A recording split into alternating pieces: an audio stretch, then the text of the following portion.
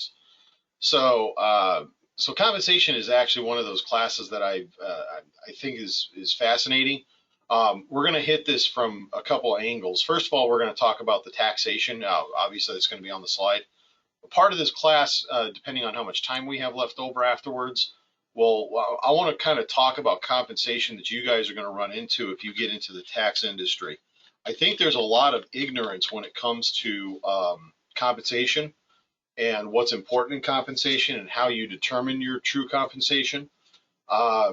And I think that, you know, there's definitely that, and then of course some negotiating tactics that need to be understood. There is a huge perception of power that your employer has when they engage in compensation negotiations. I want you to know that a lot of that power is perceived, not actual. And there's definitely some strategies and tips that you guys can do in order to make sure that you get the best compensation package that you've got coming to you. And we'll talk a little bit about some of that.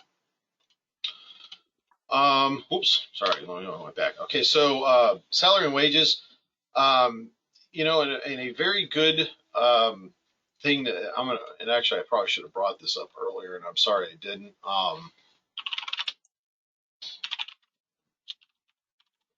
Oops, yeah, I did do it. Okay, good.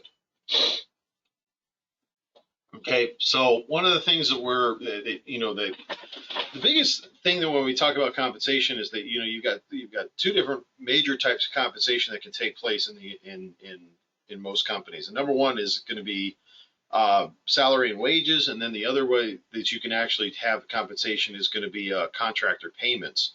Contractor payments are going to be reported on Form 1099, and then salary and wages, of course, is reported on the Form W-2. Form W-2, as you'll see here, this is actually a W-2. I'm sure everyone knows what one looks like because this is the same one that all of us get. Usually when we're talking about compensation, there's three different types of compensation that usually gets reported on the tax return. You have wages, tips, and other compensation, and this is what we also call federal taxable wages. Then you have what we call FIT, FIT, which stands for federal income tax, and that's federal income tax withheld. You have Social Security wages, and Medicare wages and tips. If you are wondering how much actual physical cash you received, and then any fair market value of anything that you've received during the year, you're going to refer to generally box 5. Okay, and part of the reason why you're going to do that is that Medicare wages and tips pretty much taxes every single dollar that you receive, regardless. All right. For example, if you make $100,000 in a year, you decide that you want to contribute $10,000 of that to a 401k. The 401k wages are going to be deductible for federal tax purposes, but for Social Security, for Medicare wages and tips, it's not deductible. So if you're looking to see how much cash you actually supposedly receive within the year, or physical value of things that you receive, you want to go to your box 5 wages. Why would we not want to go to Social Security wages? Because once you hit the Social Security max, which right now is sitting at $132,900, you're not going to add any more money in here. So you may be working with people's W-2s that they're making $400,000, $500,000 a year. This Social Security wages and the Social Security wages is actually going to be maxed out at $132,900 this year, and then, you know, this Medicare wages is going to go all the way up to the $400,000 that they actually receive. This wages and other compensation may be set to something else, and that's because, you know, there's going to be other deductions that they're going to have that they're not going to have to take care of. Okay, so yeah. Let's see. I'll put that up here. All right. So, kind of seeing that as an overall, we'll kind of talk about what the slides say, and then I'll opine, you know, where I think it's kind of important. So, I talk about fixed amount of compensation for current year, no matter how many hours worked. That's really kind of the salaried employees. So, employees receiving wages generally get paid by the hour. And then what happens is that salaries, bonuses, and wages are taxed as ordinary income. And then they report their wages on line 2, of the 1040 for the 2018 1040. Generally, and I just kind of want to step back on this. One thing that they don't talk about, and I think it's important to know for your number one for your own personal use, but then also for some potential tax events. Salaries, in order to be a salaried worker, you have to meet there are certain exempt conditions that you have to meet. And when I say exempt, I'm talking about exemption from the laws that actually mandate that you have to have an actual that you get paid per hour and that you have to be eligible for overtime. So if you are salaried, you are exempt from the overtime provisions of that, and that's what the definition of that is. In other words, if you go work for an accounting firm and they offer to pay you $50,000 a year, you are basically getting that $50,000 a year, and they can work you, 50, 60 hours a week, and you have to do it. There's generally 4 different types of exemptions that they exist, and you would actually fall under what's called the administrative exemption, meaning that you really do kind of administrative type work. The minimum wage, I'm sorry, not minimum wage, the overtime provisions were really put into effect more for much more industrious type work, construction, manufacturing, things of that nature, because in the 1930s, when the law was passed, there was this kind of requirement that if you're going to work more than a certain number of hours per week, you're going to have to pay extra in order to get that labor from that individual. And it's trying to encourage businesses not to overwork people. And so, most accounting firms that you guys are going to go work at, if you work as a staff accountant, you're going to be paid as a salaried employee. And part of the reason why they do that, of course, is that it's more flexible. During tax season, we can work you more than 40 hours a week and not have additional costs as a result of that. But, if we want to also tell you, go ahead and take the rest of the day off, I don't have to dock your pay for that taking the rest of the day off. And so there's some definite benefits on both sides. Employees receiving wages that are getting paid by the hour, if you get paid what you work, and obviously you guys know that if you have any experience with that, but I would say that so like I said, employees getting paid by the hour, but if you work more than 40 hours in a week, you're going to get overtime. Now, I do know a couple of accounting firms that actually do this. They actually pay by the hour.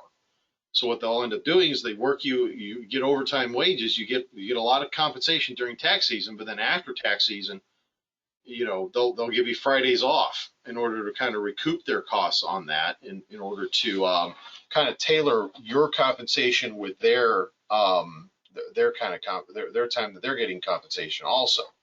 So you want to make sure that you're kind of following that.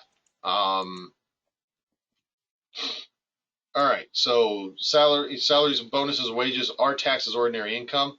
This is pretty obvious, and not any shocker for anyone. Withholding taxes, you are required to complete a Form W-4.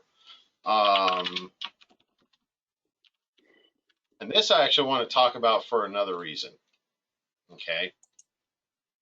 This right here is a copy of the new W-4 that, actually, I'm going to open this up in Adobe because I think it's going to allow me to zoom in a little bit better.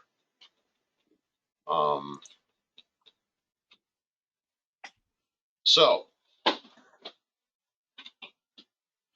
essentially what's happened here is with the new W-4 that they actually have,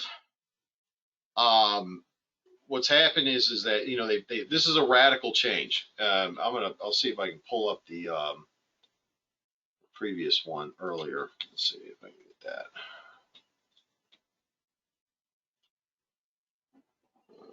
For 2019.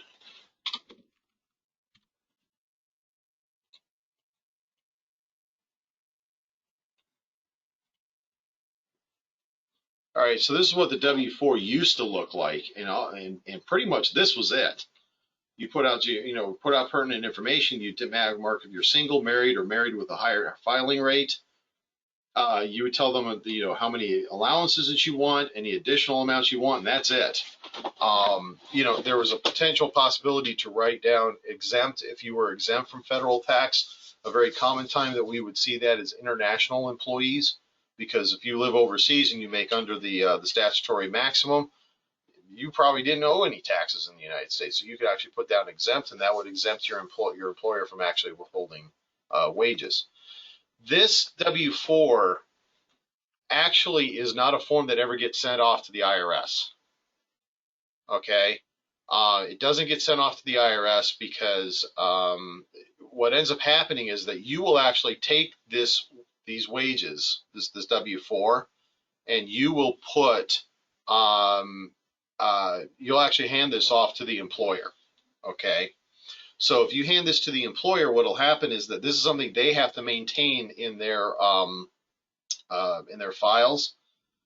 And the IRS can come back to them and actually look for them to have this actually sent to them if they request it. But generally speaking, they're not going to send this to the IRS. I've had employees here at Beta for a couple months, and I'm not a couple months. I'm sorry, a couple years, and I've never had the IRS ever ask me for this. And then when I worked at other companies in the HR field, I never actually got asked by the IRS to ever withhold, to send these over. Where this is kind of important is that employers have a responsibility to withhold, and if they don't withhold properly, they can be held to penalty for it. So these forms are actually important for them in order to kind of get themselves out of trouble. So you're kind of helping the employer, and this was your way of communicating with the employer how much money you want withheld. Now, what ended up happening is that in 2017 they passed this new tax law, and a good majority of people, they realized, did not have. What happened is that a good majority of people actually realized that their wages were not being properly withheld anymore. And part of the reason for that was when they passed the tax law, the current administration wanted to release more money into people's paychecks so they would feel better about stuff. So they went to the IRS and they said, look, we want you to modify the withholding tables in order to take advantage, in order to allow people to take advantage of this new tax law in their paychecks. And I'm not trying to put fault or anything of that nature. And in fact, this is the one area where I kind of feel sorry for the IRS, because they were given 45 days. Because what happened is they were saying, okay, the law passed in the end of December, and from all the way from the end of December until the first week in February, when these new regulations were supposed to take effect, they had roughly about 45 days to do a process that would take 6 months. And the IRS went back and they tried to do the best they could, and obviously in their rush, it didn't get done correctly. So what ended up happening is that people, when they were filing their 2018 tax returns and their 2019 tax returns, they're finding out that they are way under withheld. And the IRS started noticing this pretty soon after they made their calculations, and they recommended to the accounting world on April 12th of 2019, you need to sit down and have a conversation with your clients, because your withholdings may not be correct. Well, the problem was that on April 12th, 2019, none of us in the CPA world are actually paying attention because we're busy filing tax returns.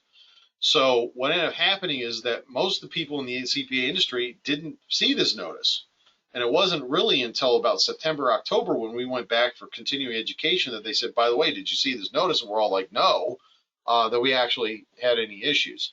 So as a result of that, the IRS said, look, we're going to sit down and we're going to actually figure this stuff out. They took the requisite number of time, the 6 months in time, in order to redesign it. And that's how they came up with this brand new W-4. It's a little bit simpler in some cases. I think it's more accurate, and we'll kind of talk a little. I'll kind of talk about the benefits of this new form. Before I go to that new form, well, you have to understand this form here really hasn't changed. I mean, I remember, I think the first job that I had was back in 1992, 93, and this was the exact same form. And in talking to a few of my friends who've been working a little longer, This form was actually still the same form pretty much in the 1980s and in the 1970s. This payroll withholding system was built. The one that we use today is, the one that was originally constructed was built in the 1940s. And the presumption is that one person in the family worked, generally the man, and the person who stayed at home, generally the woman.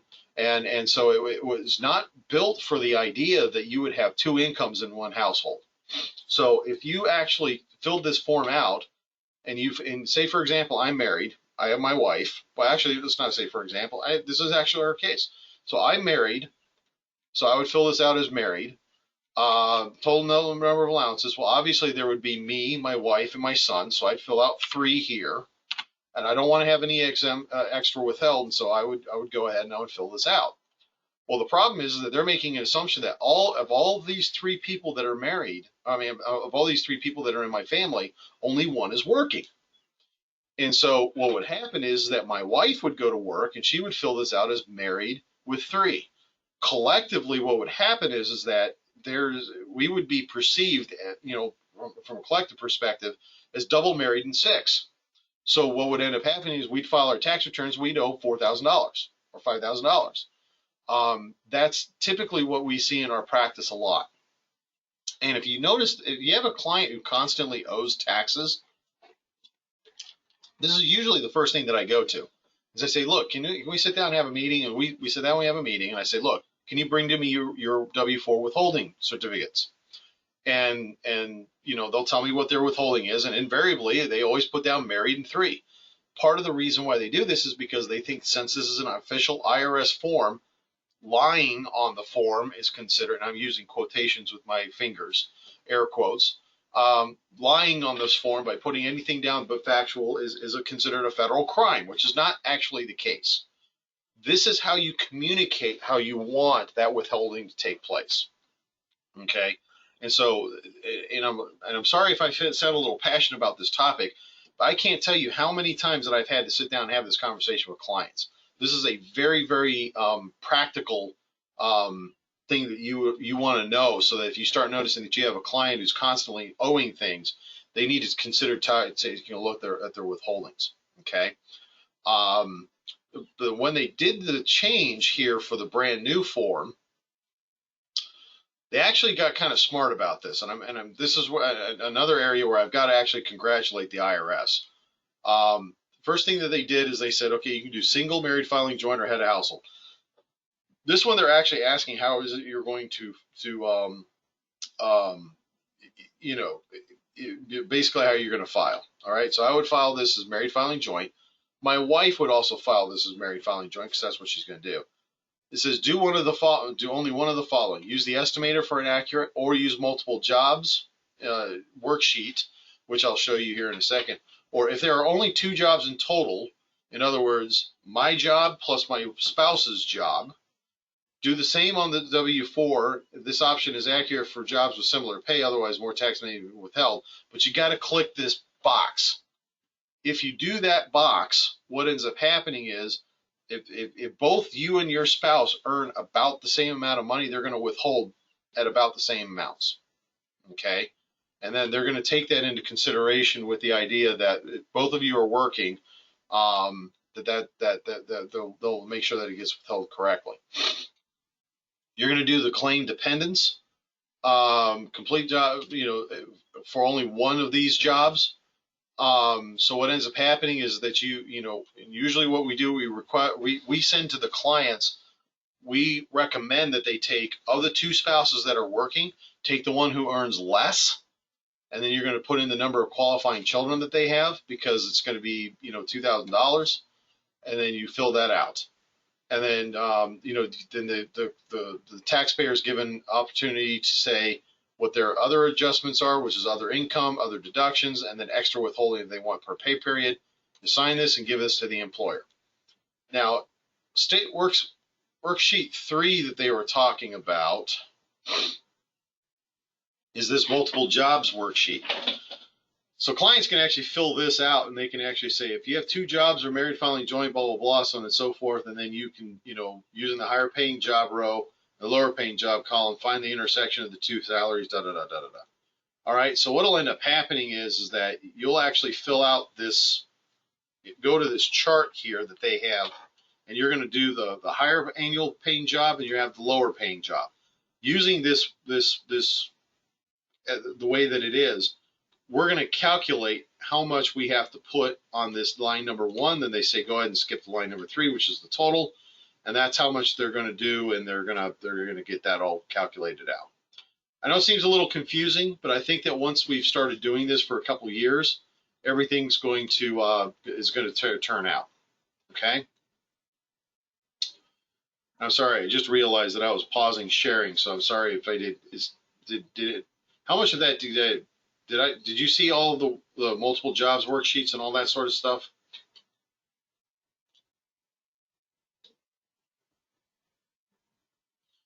All right. Okay. So I'm seeing a lot of yeses that you guys saw all that. Okay, good. All right. So there are actually a couple questions that I've had, and I'm going to share these. I'm obviously not the person who shared them, but it says if there are 2 jobs, doesn't mean that you have 2 different jobs, but you and your spouse. It depends. This actually does apply if you have multiple jobs yourself also. So if you are single and you have 2 jobs, you want to make sure that you're following all of this in order to be able to make sure that you're adequately withheld. I realize as students that may be a very common thing where you may have more than 1 job, especially during the year. Because the problem that you're going to run into is if you have multiple jobs, say you decide that say the first 6 months of the year you're going to work for Banana Republic. I don't know if that's still a popular clothing store. I used to go there all the time. So you're going to go work at Banana Republic, and then the second half of the year, you decide to get an internship in an accounting firm, so you go work for them for a half a year. What's going to happen is you're going to get 2 W-2s from both of these companies. They're going to both make an assumption that you weren't working anywhere else. So that's why you have to kind of fill this out using the multiple jobs and multiple jobs worksheet in order to get that done. And again, what you'd want to do is find out how much do you think that you're going to make for the higher job paying job, which in this case would probably be your accounting internship. Because I mean, most internships that I notice are paying probably around $13 to $15 an hour to start, and then some of them are offering a little bit more depending on if you go work at bigger companies or not. And then a lot of your Banana Republic stuff where you're probably earning a little bit less than that. Okay, so you'll try to figure out what you think that your wages and salaries are going to be for that year at the lower paying job, and then what your wages and salaries are going to be for the higher paying job, and then you kind of just estimate the two. Obviously, you wouldn't have done this for your Banana Republic because you didn't know you were going to quit at that time, but it is something that you want to make sure that you do for your second job, definitely. And that kind of gets to the question of, what if you had 2 jobs? That's the 2 jobs is kind of the same thing. If you're actually concurrently working at 2 separate places, you want to make sure that you're actually doing this multiple jobs where you're kind of doing it. Now, you don't want to use the married filing joint or qualifying widower jobs table if you're working 2 jobs, or if you have 2 breaks in there. You want to use the single or married filing separate, or if you have a child, you want to use the head of household if you're not married. And so that's why it's important to also know your tax status. Very good questions. All right. So I know that's kind of been a little different than what the slides had, but I just want to make sure we know that because this is a major change in the United States. So I think it's kind of important that everyone understands it. All right, so Form W-2 is going to summarize your employee's taxable. I mean, this is pretty common sense, so I'm not going to worry about it. Employer considerations of salary. Okay, so as an employer, your deductibility, if you do salary payments in general, you're going to be able to deduct the amount of money that you pay, plus you're also going to be able to deduct the taxes that you have to pay as a result of the compensation. Okay, so if you do cash method, you generally deduct salary and wages when paid to the employee. Accrual method is generally deducted when payable to the employee as employees earn the wages. So if you have, if you're working for a company that does accrual accounting, you're actually going to deduct pay to employees even if the actual pay hasn't gone out yet. Okay. It's totally a legitimate deduction because what the IRS says is that, under the accrual system, it is a deduction that you are legally responsible to pay, and then you, from that, you will end up, you can end up taking a deduction. How does that actually physically work out? Think of it this way. We get to the end of the year and say we're at the very last week of the year. You're going to work 1 week in 2019. You're going to work 1 week in 2020. What's going to happen is that if you're a cash method cash method employer, you're actually going to deduct the cash wages that you pay to the employee, which means that if I work 1 week in December and 1 week in January, I can't make that deduction until I actually pay it in January when the next paycheck comes out. But on the accrual method, I can actually deduct the 1 week worth of wages that was earned in December because I'm legally required to make that payment once we get to that next period of time. So that's kind of how the difference is on these two. Compensation expense accrued at the end of the year is deductible if paid to an unrelated party or paid within 2.5 months. A very, very common book to tax entry, and we'll talk about book to tax entries later on when we get to the corporate side, that you're going to make is that if you're doing taxes for an S corporation, and they go ahead and they say, hey, we've got wages that we're going to pay our S, and by the way, an S corporation can be an accrual basis taxpayer. It's not often, but it does happen. But say, for example, you're like, okay, I'm going to pay I'm going to pay myself a bonus, and I'm going to pay that bonus of $50,000. But I don't actually want to physically pay that until January, where maybe I have some more cash. So if I pay that within 2.5 months of the year end, I can go ahead and actually do that. So, but that's also kind of important that you have to do it. This also applies to unrelated parties also. So if you try to say I'm going to accrue their salary, but you don't pay it within 2.5 months of the year end, you can't take the deduction. Don't focus on that at this point so much. We'll talk about this when we get to the following year. So this is where they kind of talk about after-tax costs of salary. One of the biggest conversations I have with clients or companies, they tend to think that employees are extremely expensive, and I say, yeah, you're absolutely correct that they are. But if you're a corporation and say I pay $50,000 to an employee, what I really have to do is I have to say, my tax cost for this, and this is a very simplified example, is really $39,500 because it's going to be the deductible expenditure, which is $50,000 times 1 minus the marginal tax rate, which for the corporation is 21%. So even though I'm paying my people $50,000, I'm actually physically only paying them $39,500 from an after-tax perspective. Okay. So again, don't worry too much about this. This is just kind of FYI at this point. I won't be putting this on the test, but I think it is something that you need to know if you're going to be doing some of that stuff. So limits on salary deductibility. There is a maximum $1 million annual compensation per person. Limit really applies CEOs, CFOs, and 3 other highly compensated officers.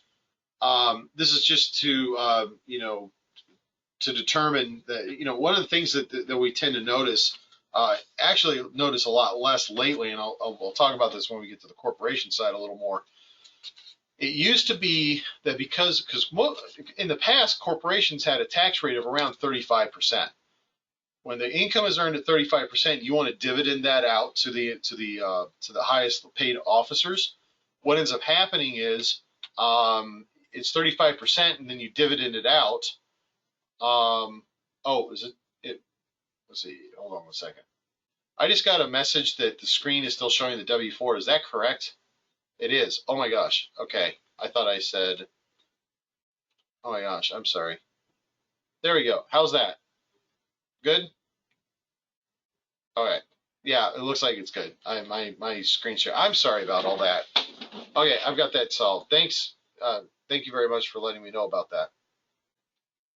Well, like I said, all that stuff was FYI anyway, so don't focus too much on that.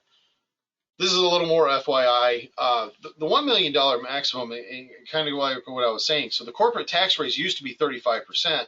And then if you dividend it out, there's no deduction for dividends. So what ends up happening is that it's double taxed income. It's going to be taxed at 35% at the corporate level. And then when it gets to the CEOs, CFOs, it can be taxed as high as 20% because of the long-term capital gains rate for a lot of these guys who are at max rates. So what ends up happening is you'll effectively have income taxed at 55%. So a way that they would actually do this so that they could get out at the most tax advantageous is that they would say, okay, I'm going to deduct wages and salaries at an effective tax rate of 35%. So the corporation gets a deduction on that, doesn't pay tax on it. When the employee receives it, they're going to pay the maximum tax rate, which is 39%. 55% versus 39, versus, well, now actually it's at 37%. So 37% versus 55%, it's a no-brainer. We're going to do the 37%. So Congress wanted to make sure that they maximize the deduction to $1 million in order to prevent people from using shenanigans and schnookery in order to get the stuff out that they needed. So that's kind of why they did it this way. Stock options, I'm not going to talk too much about this, just because we're not going to ask too many. First of all, I'm not going to ask any questions on the test about stock options other than some really general stuff. But the biggest thing that you probably want to know, and like I said, this is going to be more definitional in nature. What grant date is, exercise date, and exercise price. You might just want to know those kind of as a definition, but I'm not going to go to you and I'm not going to hand you a thing and I'm going to say, okay, guy is offered 1,000 shares, calculate the stock options. I think that considering the virtual environment, this is something we would have to go through in class a little bit more in detail in order to sort of get it. And so I'm not planning on doing that. So I'm going to go ahead and move beyond that. Okay. One thing I do want to talk about though, this 83B election. It's something that might come up as a discussion. Without having gone into the restricted stock stuff, I don't want to get too far in the weeds on it. But this is an election that you have to make, that you're going to make if you're trying to get it to where, you'll have clients that basically what they do is they're going to do an 83B election in order to save themselves on taxes. It's kind of important because if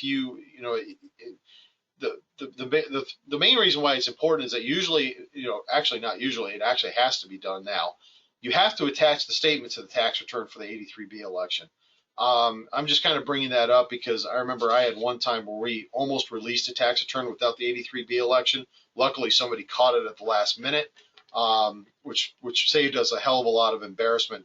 And the client who was doing this was paying us about $5,000 to do his individual tax return. So going back to him and saying we would have to do an amendment because we forgot the 83B election would have really been embarrassing. So we want to make sure that that you kind of know that. But I mean, we're not going to get too much into the weeds with that. All right, fringe benefits. So employers often provide these non-cash benefits to employees. You could very well receive fringe benefits. Actually, let me rephrase that. You could very well be receiving fringe benefits right now. Like I said, ranges from the common health insurance to the use of corporate aircraft. I've worked on tax returns with people who actually get corporate aircraft as a benefit that they can use. And so calculating some of that stuff gets a little wonky, but it is definitely an area of value that our clients see. So what happens is that it's taxable to the employee on receipt. However, Code Section 61 subsection A indicates that gross income means all income reserved from whatever source. So if you think about it this way, if you come work for me and I tell you I'm going to pay you, $55,000 a year, whatever it is, we'll say $50,000, just keep math easy. And I pay you $50,000 a year to work for me as a staff accountant to begin with. But in addition to that, I'm going to give you a gym membership. I'm also going to give you a a Costco membership, and I'm going to give you we'll say I work in a building where parking is paid for. I'm going to give you free parking. Okay. So, and I take all that and I add it together, and it basically equals about $1,000 worth of value. I give you that $1,000 worth of value for free. That's still considered income to you from the perspective of the fact that you have actually received something of value. So, in order for me to do this accurately, I would have to take all of those three things, and then what I would do is I would say, okay, I've given you $50,000 plus $1,000 worth of free stuff. I have to increase your income by $1,000 to $51,000 in order to adequately share all of the all of the stuff that you have actually received. So that's compensation for services, including commissions, fringe benefits, and similar items. The emphasis was added. Obviously it's not italicized in the law. Now, there's two different types of benefits. There's taxable fringe benefits, and then there's non-taxable fringe benefits. Employees recognize compensation on all benefits that they receive if they're taxable, unless specifically excluded by tax law. Treats benefits like receiving taxable cash wages. And when I said, on the when I talked about it on the W-2, and I said, if you want to see everything that you've received in terms of cash and actual value of what's received, you want to go to this box 5. Box 5 is going to be the one that gets increased oftentimes with most of this in order to see everything that you've received of value. Okay, so that's going to be where you're going to see where everything shows up, regardless of whether it's taxable or tax excluded. Okay, so the employer deducts the cost and then pays the employer's share of FICA tax on the benefits. So if I offer you $1,000 worth of stuff that's not considered tax exempt, I have to pay you the $1,000 worth of free stuff that I've offered you, but then I also have to compensate your Social Security wages for my share of your Social Security taxes that have to be paid. Okay.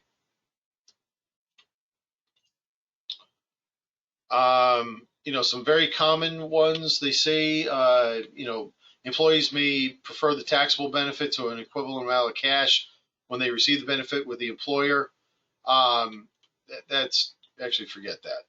Employees must recognize a certain amount of gross income when employers pay life insurance premiums for the employee with a death benefit in excess of $50,000. This death benefit in excess of $50,000, it's a very common thing that you'll see on W-2. On box 12, they'll have a code C, and then they'll tell how much of the premiums that the employer paid that was over $50,000. That had to be added to the wages. You don't actually do anything with this code C. That's here. It just gets reported on the tax. When you fill out your W-2s on your tax return software, you'll actually put C and how much the money was. But this wages and tips has already included that 12A. I mean the code C. So you don't have to do any addition to it. It's merely a reporting method in order to get that done. Okay. Something else I wanted to let you know. This $50,000 amount has never, I don't think it's ever changed. Okay. I really don't. I think what ended up happening is they said it sometime probably in like the 1950s or whatever, because $50,000 of life insurance isn't very much money. Most of the time what will end up happening is most companies will offer you life insurance they'll offer you life insurance up to two to 2.5 times of your salary. So if you go work for a company and you're making $50,000 a year to begin with, you're basically, what will end up happening is that you'll have available health insurance of up to $100,000 or $125,000. And then what will end up happening is maybe the employer pays for it for you. Oftentimes you need to make sure that when they're doing that you set up your beneficiaries, because if you don't set up your beneficiaries, it actually can cause some problems. So that's actually how that takes place. This has some compensation calculations in order to do this. I'm not going to put this on the test. It's going to stick again to general in nature, but this is something if you have any questions about it, it's going to be kind of beneficial. All right. Treat taxable fringe benefits like cash compensation. There's no surprise there. Often there, and some of you might say, well, Kevin, why would you give me Costco membership when instead, why don't you just give me the money and extra money and I'll go buy a Costco membership on my own? As a business who actually goes out and gets the Costco membership, I actually can get a multi-user package discount that you guys can't get. So it actually ends up being cheaper in the long run for everybody as a whole. What'll end up happening is that, instead of, I can get exclusive executive membership. I think they charge us like $250, and I can get up to 10 memberships is what I think it is. But if you're going to go out and get this membership, you got to pay $100 a year. But I can get it for $250, and then I can hand that out to as many employees as I would like, up to the amount that Costco allows me to have. So there's actually some opportunities for overall savings if you let me go ahead and buy it for you as opposed to the opposite. Also, gym memberships kind of work the same way. If I go to my local gym here and I say, look, I want to set up a corporate account and have all my employees be available to come out and work out for you, it's going to be at a much lower cost than you would actually pay on your own. So there's definitely some opportunities for savings here in those kinds of cases. Okay. Non-taxable fringe benefits. These are things that are specifically identified in the code. Benefits, you exclude it from the income. So what ends up happening is the corporation gets to take a tax deduction for the cost, but nobody picks up the fringe benefit, fringe benefits in terms of taxable income. So what happens is, a very good example is health and accident insurance and benefits. So this is probably the biggest benefit within the federal code. How many of you have a clue as to how much you pay in your health insurance? I'm sure the majority of you have no clue. However, if you actually go here, and if you go to your W-2, if you actually receive health insurance benefits from your employer, and if you go to box 12, code DD, that's Delta Delta, they'll have a number that's here. That's how much your employer pays for your health insurance. So I would always, challenge you guys, once you get your, if you have health insurance provided by your employer now, go ahead and take a look at that. But then also, if when you get your first job, get your W-2, take a look at that D or that double D, and make sure that you're actually seeing how much that you're actually having paid for your benefit. I think it's going to shock a lot of people. Okay. Meals and lodging for the convenience of the employer. So a very good example, if you work for an accounting firm during tax season, oftentimes what they'll do is they'll say, look, we want you to continue working at your desk. So in order to save you some time, we're going to run out and go buy some lunch for you guys, or not lunch, but dinner for you guys. When I worked at Gelman Rosenberg Freeman, one of my favorite firms that I ever had, they would do like catering once a week. And so what would end up happening is, I remember sometimes they would do like a Taco Tuesday where we would have like a taco bar completely set up, tacos, fajitas, all that sort of stuff. And then there was other types of, times they would do Italian, some of that other stuff. If it's for the convenience of the employer, that's something that the employees don't have to pick up on their W-2s. So the employee assistance education assistance, we as companies can pay for part of your education. Something I've actually talked about with one of my employees that I'm thinking about hiring is paying a portion of their college when they decide to go get their master's degree. I can pay part of that course for him. He doesn't pay any additional tax on it. So it's kind of a win-win-win. I get a deduction. He doesn't pay any tax on it. He gets the education. I get a smarter employee. It's overall, it's kind of it's an all-win situation. Dependent care benefits. You can actually request from your employer to withhold up to $5,000 a year for your dependent child care benefits or your dependent care benefits. The problem is that you have to have those dependent care costs in order to offset against this, and that actually can sometimes come into a bit of an issue. Qualified employee discounts. I'm not going to worry about the no additional cost services. You know, they're self-explanatory. Qualified employee discounts. So, for example, if you know, like I was telling one of my, or actually two of my employees who are here, hey guys, you want to get your tax returns prepared here at the firm?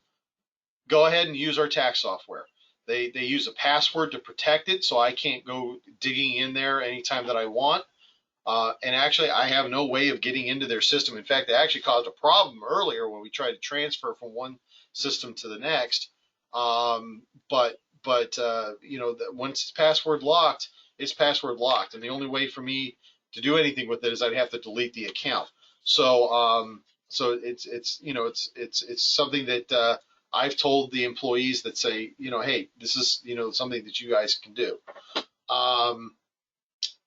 You know, another common one that I used to have, and this is probably a little more, maybe you've had some experience with. When I worked at McDonald's, if you were working on shift, you would get 50% off on your meals that you would buy when you're at work.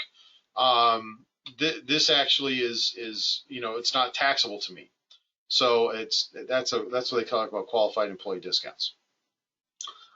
De minimis fringe benefits. De minimis means basically, hey, you know, and I'm trying to think of some things that would qualify for it. So, say that I decide to go and, you know, a very good example. I have, you know, and I'll kind of share here. I'm gonna, whoops, hold on. Let me do this here real quick. I'm going to stop screen sharing for a second. This is basically like a pen that we have here at the company. Okay, so these are actual type of pens that we actually have. Okay, if I were to go ahead and I basically created a special pen that I would have that's an employee benefit pen, and maybe say, for example, instead of using this cheap plastic pen, you know, I go out and I buy, you know, some pens. Well, actually, we'll say that they're cheap plastic pens, but it says on here, you know, star employee. You know, and I say I'm going to go ahead and I'm going to hand one of these pens out to the employee that as a benefit for doing great stuff. I probably paid maybe a whopping 2 or 3 cents on top of that. I don't have to take care of that anywhere in my you know, because it's de minimis. There's no additional cost. There's no significant additional cost with me to do that. So the IRS is going to make me run out and go do that and figure out how much I have to do. So that's an example of a de minimis. Another example of a de minimis. If I take chips and salsa and I put it out on the table, they're not going to come to me and say, you need to figure out how many chips your employee ate so that you got to increase it on the taxable income. IRS isn't going to do it. First of all, it's a waste of the IRS's time. Second of all, it's a waste of my time. So they're not going to require that. Qualified transportation fringe benefits. This is actually there's a lot of changes in this field. Basically, if I provide you with money to pay for parking because you have to come work for me in the downtown area, you know, that's tax exempt up to a certain statutory amount. It used to be $265. I think it's gone up, but I'd have to look up what that number is, and it's been a while. Cafeteria plans and flexible spending accounts. You can actually do what's called a flexible spending account, where, so for example, if you want to do, you know, and I'm trying to think about it, healthcare. You want to do a flexible spending account for health insurance, or for healthcare. You can do $5,000 per year. You tell the employer, take $5,000 from my pay in order to take care of this. You go to the, oh no, I'm sorry, not 5,000. It's 3,000. I'm sorry, I'm screwing that up. But basically what happens is I can go down to, you know, on my FSA account, I go to the doctor, I pay some money for my doctor's bill. I can then go to the FSA and I can ask for reimbursement. This allows you to use pre-tax money to pay for your health insurance benefits, for your health insurance costs, and actually can save you quite a bit of money. The problem with the health account FSA, if you don't use the money by the end of the year, you lose it. So That's why you'll sometimes hear on the radios commercials that basically say, hey, by the way, your FSA is coming to the end of the year. If you got any extra money, come into our clinic, and we'll do, we'll get you a new set of glasses. We'll do some, the very common one that I've seen is the full body scan. Full body scans can sometimes cost about $1,000. If you've got FSA accounts that are about to expire, spend that $1,000, get a full body scan. We'll scan you from head to foot and get that thing taken care of. So that's a very common consequence as a result of this. Okay, this is a good example of some of the fringe benefit or non-taxable fringe benefits. I would probably make sure that you look at this, because this is going to be, I could see a couple test questions coming off of this. Okay. Tax planning with fringe benefits. We're not going to talk too much about that because you're not going to be involved with tax planning when you start off at the firm.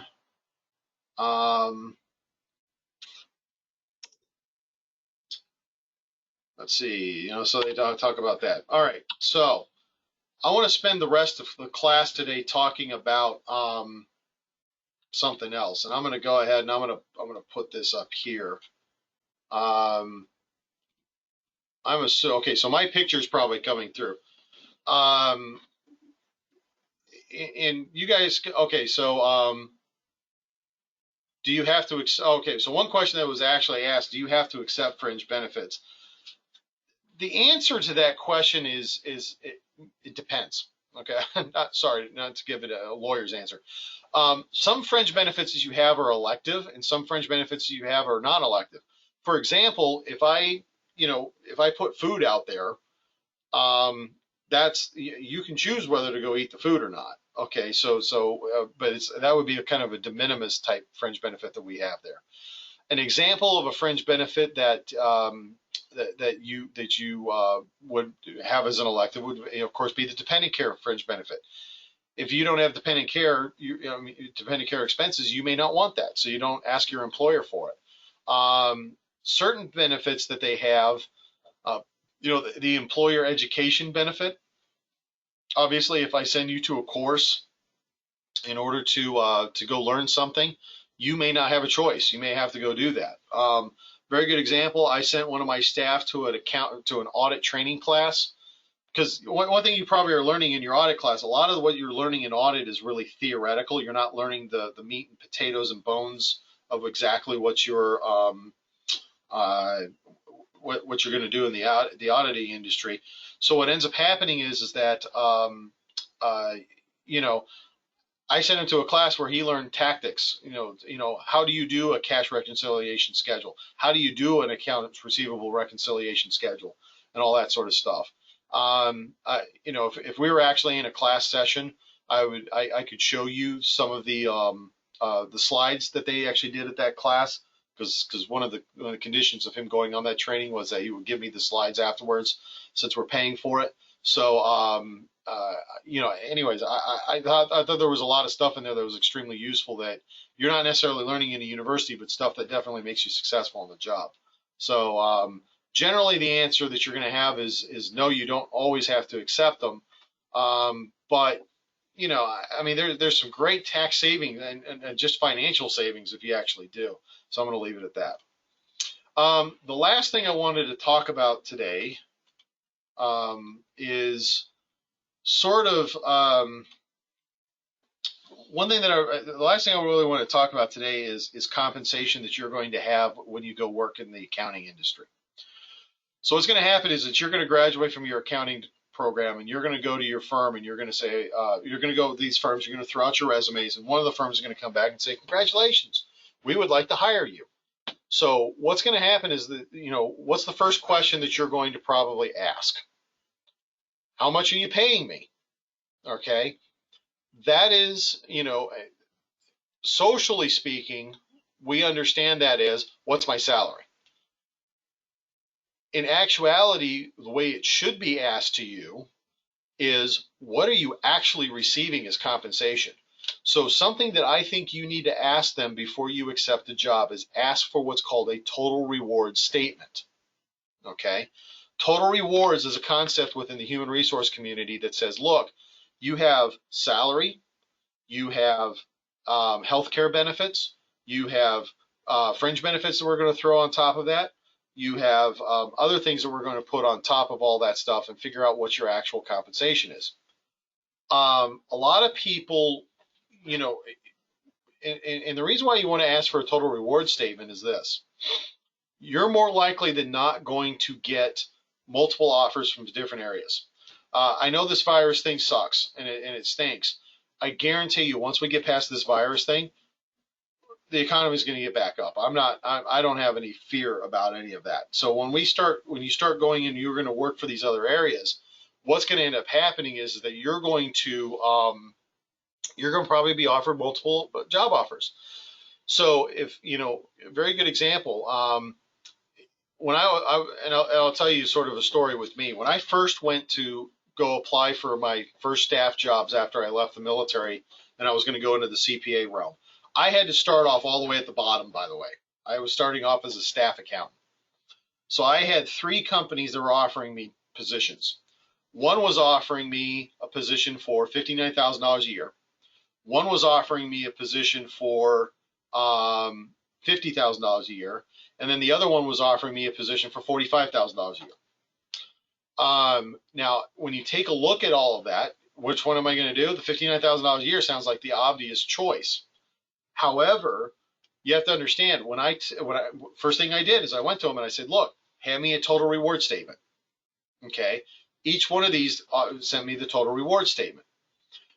I took a look at it, and the one that was offering me $50,000 a year was also expecting me to pay 50% of my health insurance costs. Health insurance right now, on average, is probably around $14,000 to $15,000 a year. So if I was offered $59,000 and told to pay off, you know, half of my insurance costs at $15,000 a year, I'm actually effectively only getting a salary of $51,000 in terms of how much cash I'm going to take home. That's a big issue to understand. The one that was offering me $50,000 a year actually had all my health insurance paid for by the company. I didn't have to pay anything. So I was able to actually do more apples to apples kind of comparisons in order to be able to figure that stuff out. You need to really, really, really examine that from that perspective. So I would say make sure that you get your total reward statement. The other thing that's important to understand is the quality of the health insurance plan that you've got. And if you need more information on that, there's actually, you know, I would actually say that you'd want to ask somebody, you know, if you're going for jobs and you've got opportunities for multiple jobs and you want to ask me about the health insurance, I'm very knowledgeable about the topic because I'm actually buying health insurance for our company here shortly, or at least I hope so. But that's, so, you know, there's been a lot of questions that I've had to have answered in my case. So what ends up happening is that, you know, a very good example, Blue Cross Blue Shield, you know, First Care is going to be a very high level health insurance that's being offered to you, as opposed to some of these other companies out there that are going to offer, you know, bare bones coverage. That's something you have to take into consideration. That's why you need to ask for this total reward statement. They're going to tell you what level of plans that they're going to be offering you and how much you're going to have to pay for each one of those plans. And so you want to be able to make sure that you fully understand that. Excuse me, my throat's starting to get a little dry. Another issue that you're going to want to understand about it is, you know, vacation days. How do they handle vacation days? You're going to have companies that are going to pay you salary, and then they're going to be like, okay, we're going to pay you salary. We'll give you the standard 2 weeks off. Yeah, I'm going to tell you, in the average in this industry right now, the most companies are actually offering more than 2 weeks off. Okay.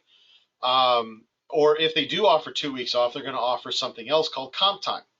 Comp time is basically where if you work more than 40 hours in a week, those extra hours that you work, you can bank, and then you know, later on, if you want to, you can take time off.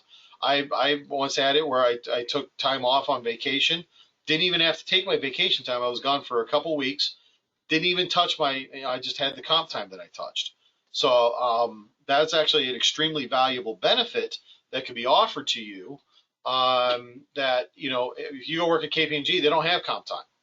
You work 70 hours in a week. If you work for 70 hours, the 30 hours that you work over that is basically time that you've just given to the firm, where they haven't had to pay for it. Now, of course, continued employment is always considered, part of that compensation. But that's kind of important. Now, one of the things that KPMG did that my other companies didn't do, I think I got something like 5 weeks of paid vacation a year. It was either 4 or 5 weeks. I can't remember what it was, but it was an extraordinary amount considering how much time, the fact that it was for, given to everybody, even bottom line staff. So that's something that you want to take into consideration. So seeing that entire total reward statement, I think is going to help you do that. Now, when you actually go to your first firm, your negotiating power is going to be pretty small compared to when you move from one firm to the next. Okay. So if you are, when you graduate from college, chances are you probably have been working as interns or whatever, and maybe this is going to be your first job as a staff accountant. What's going to happen is you're going to be offered what they're going to refer to as the baseline package.